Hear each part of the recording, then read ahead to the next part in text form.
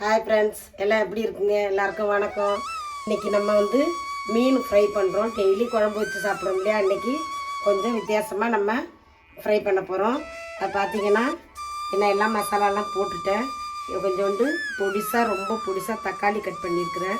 கொஞ்சம் கருவேப்பிலை, மிளகா பொடி, கொஞ்சோண்டு கரம் மசாலா, இஞ்சி பூண்டு விழுது, மஞ்சத்தூள், சின்னதாக அங்கே பாருங்கள், ரொம்ப சின்னதாக நெய்ஸாக வெங்காயத்தை கட் பண்ணி வச்சுருக்கிறேன்.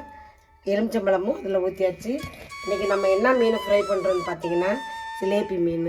இந்த மாதிரி இந்த பெரிய மீன் இந்த மாதிரி நல்லா கட் பண்ணிடணும். உள்ளார கட் பண்ணிக்கிட்டு இது உள்ளே தான் நம்ம இந்த மசாலா வைக்க போகிறோம். வாங்க எப்படி வைக்கலான்னு பார்க்கலாம்.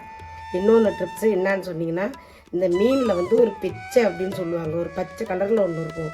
அதை பார்த்து எடுத்துடணும், கட் பண்ணிடணும். அது பை சான்ஸ் உங்களுக்கு அது கட் பண்ணி இந்த சதையெல்லாம் வந்துருச்சுன்னாங்க அதுக்காக ஒன்றும் பயப்பட வேணாம். உடனே உப்பையும் எலுமிச்சம்பழத்தையும் போட்டு நல்லா தீத்திட்டிங்கன்னா, நல்லா கல் இருந்ததுன்னா இல்லைன்னா உப்பு போட்டு நல்லா தீத்தினா அந்த கசப்பு இருக்காது. இது ஏரி மீன் இல்லையா, சிலேபி மீன் அப்படின்வாங்க. இது ஏரி மீன், அதனால் கொஞ்சம் வாசனை வர மாதிரி இருக்கும். அதுக்காக இந்த மாதிரி அழைச்சிக்கிட்டோம்னா அந்த சேருடைய வாசனையே நம்மளுக்கு தெரியாது. அதனால் நல்லா நான் 5-6 முறை ரொம்ப க்ளீன் பண்ணி வச்சுருக்கிறேன். இதை போட்டு நல்லா உராசி கல்லில் போட்டு உராசி வச்சுருக்கிறேன். வாங்க, இது முழு மீனாக நம்மளுக்கு வேணும்னா உங்கள் குழம்புக்கு கட் பண்ணிட்டாங்க. சரி பரவாயில்ல, இதுலேயும் நம்ம வச்சு மசாலா வைக்கலாம். வாங்க எப்படி வைக்கலாங்கிறத பார்க்கலாம். பார்த்திங்கன்னா எல்லாமும் போட்டு வச்சுருக்கிறேன். இப்போ நம்ம தேவையான அளவு உப்பு மட்டும் போட்டுக்க போகிறோம். இதுக்கு உப்பு போட்டு நல்லா திட்டமாக தேவையான அளவுக்கு உப்பு போட்டு நல்லா பிணைஞ்சி எடுத்துக்கணும். இது கொஞ்சம் இஞ்சி பூண்டு, கொஞ்சம் கரம் மசாலா போட்டால் கூட நல்லாயிருக்கும். ஏன்னு கேட்டால் இந்த ஏரி மீன் இல்லைங்களா, இதோடைய டேஸ்ட்டு கொஞ்சம் தனியாக தெரியும். ஸ்மெல்லும் கொஞ்சம் இந்த வாசனை கொஞ்சம் வரும். அதனால் நம்ம இதை தண்ணியும் சேர்த்துக்கல, எதுவுமே சேர்த்துக்கல. இப்படி நல்லா பிணைஞ்சு எடுத்துக்கணும்.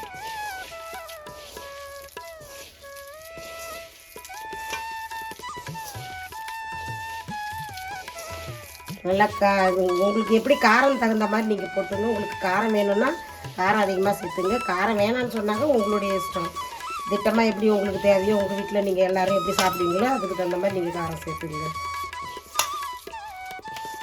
நானே காரம் கம்மியாக சாப்பிட்றவங்க தான். இருந்தாலும் பசங்க கொஞ்சம் காரமாக நல்லா சாப்பிடுவாங்க. அதனால் உங்களுக்கு இங்கே பாருங்கள், இருக்குது பார்த்தீங்களா, நம்ம இங்கே கட் பண்ணி இந்த குடம்லாம் எடுத்துடுறோம் இல்லையா, இதில் வச்சு இதில் இந்த கருப்பு கூட இருக்கும் பாருங்கள், அதெல்லாம் நல்லா கையை விட்டு விரலை விட்டு க்ளீன் பண்ணுங்கள். உப்பு இருக்கு இல்லைங்களா, நம்ம கல் உப்பு, அதை போட்டு நல்லா தேய்ச்சி அதுக்குள்ளேயே பேஸ்ட்டு ப்ரெஷ் பண்ணுற மாதிரி போட்டு தீர்த்தினோம்னா கொஞ்சம் ஆழமாக தீர்த்து வச்சுக்கணும். கொஞ்சம் சின்னதாக கட் பண்ணியிருக்கிறாங்க. பார்த்திங்கன்னா நல்லா ஆழமாக பேஸ்ட் தீர்த்திக்கணும். இதை சந்து நம்ம நல்லா இதை வச்சு அழுத்தி இப்படி மசாலா தடவி விட்டுருணுங்க.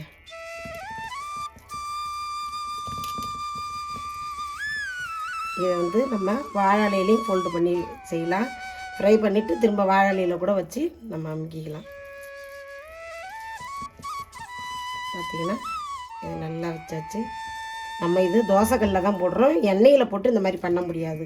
எண்ணெயில் போட்டோம்னா இதெல்லாம் கருகி போயிடும் இல்லையா. நம்ம தோசைக்கல்லில் பார்த்து பக்குவமாக செய்யணும். எப்படி செய்கிறாங்கிறதையும் காமிக்கிறேன் பாருங்கள். எப்படி வறுக்கணும் உங்களுக்கு காமிக்கிறேன் பாருங்கள். பார்த்திங்கன்னா நம்ம எல்லா மீனுக்கும் நல்லா உள்ளார பாருங்கள் ஃபில் பண்ணி வச்சுருக்குறோம். எல்லாம் ஃபுல்லாகி வச்சுருக்கோம் பாருங்கள். பாருங்கள், இந்த வெங்காயம், தக்காளி, இஞ்சி பூண்டு எல்லாத்தையும் ஃபில் பண்ணி வச்சுருக்கோம். இது நல்லா 1/2 மணி நேரம் ஊறட்டும். அது பிறகு நம்ம எடுத்து ஃப்ரை பண்ணுறப்ப நான் காட்டுறேன் பாருங்கள். இது 1/2 மணி நேரம் கிட்டத்தட்ட நல்லா ஊறணும். எந்த அளவுக்கு உப்பு சோதத்தும் டேஸ்ட்டாக இருக்கும், நல்ல செம்மையாக இருக்கும். இது பாருங்கள், நம்ம மீனை 1/2 மணி நேரத்துக்கு கொஞ்சம் மேலே ஆகிடுச்சு. நான் 2 அடுப்புலையும் வைக்கிறேன், 2 வானல்லையும் வைக்கிறேன், 2 நாளும் தோசை தவாலையும் வைக்கிறேன்.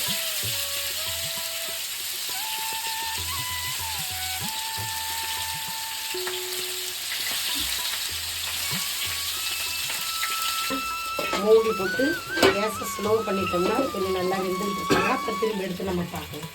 இப்போ பார்த்தீங்கன்னா சூப்பராக பொரிச்சு எடுத்தாச்சு. எப்படி இருக்குன்னு நம்ம கொஞ்சம் டேஸ்ட் பண்ணி பார்ப்போம்.